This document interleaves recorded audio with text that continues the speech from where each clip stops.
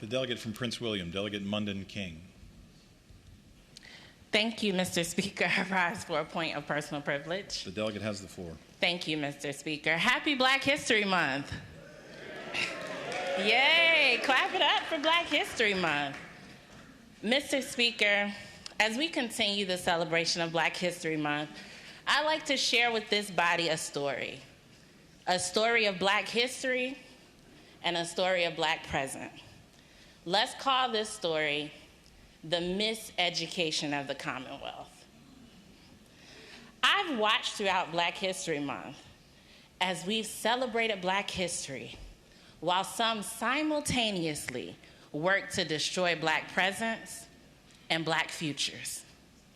And it reminds me of that great philosopher and composer, Lauryn Noel Hill, who once said, "How you gonna win if you ain't right within?" And I ask this question because in this body, we applaud the hidden figures of NASA, while at the same time ensuring that the next Katherine Jackson doesn't have access to the Governor's School of Technology.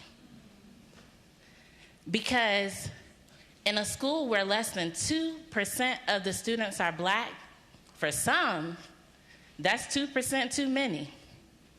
And I ask, how we gonna win if we ain't right within? In economic policy, we see every attempt to lift the boats of economically disadvantaged communities squashed. How we gonna win if we ain't right within? And last, but certainly not least, we have the new era of massive resistance. And this time, it's not the Woolworth counter that's the battleground. It's a classroom where teachers dare to bring Black stories from the margins onto the full page of the curriculum. It's in this body where we are willing to sacrifice truth because it makes us uncomfortable. And I ask again, how we gonna win if we ain't right within? But you know, Virginia has a native son who doesn't really get enough credit. Dr. Carter G. Woodson said 90 years ago, nearly 90 years ago, in 1933, if you can control a man's thinking, you do not have to worry about his action. When you determine what a man shall think, you do not have to concern yourself with what he will do.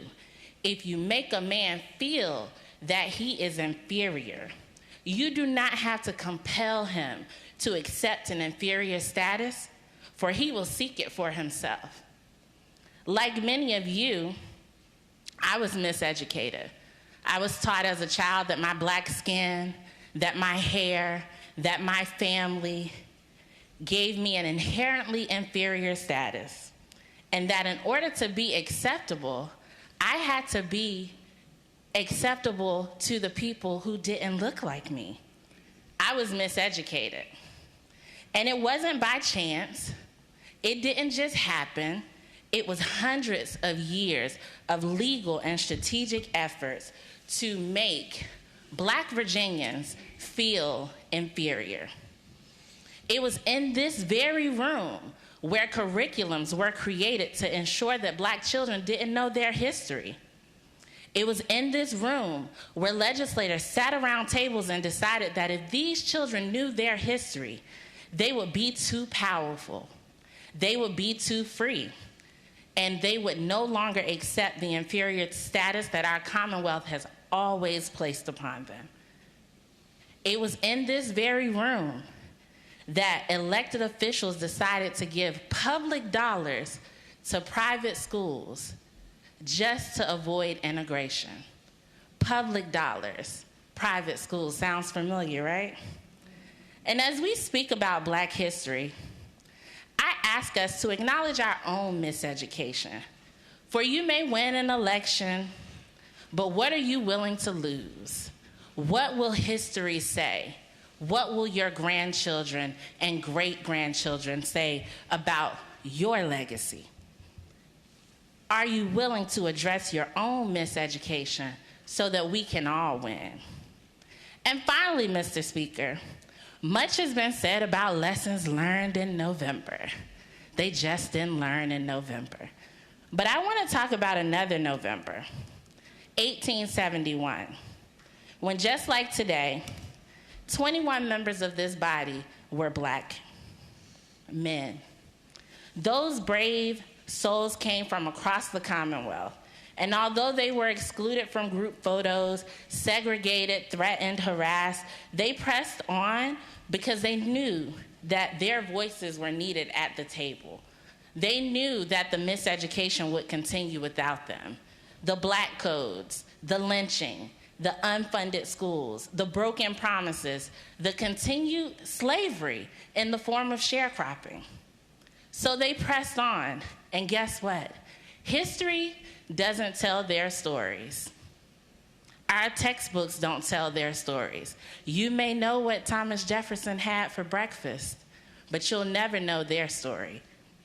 But fast forward to today, where their legacy continues with the 21 members of the Virginia Legislative Black Caucus.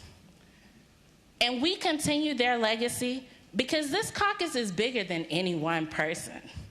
It's bigger than any political party, believe it or not. This caucus has served as the conscience of this body, fighting not just for Black folks, but for all marginalized communities. And this caucus is full of real trailblazers whose canons of work speak for themselves.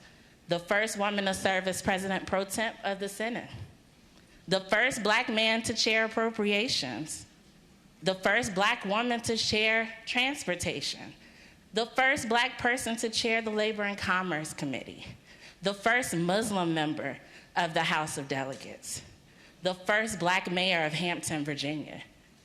Real trailblazers serve in this caucus.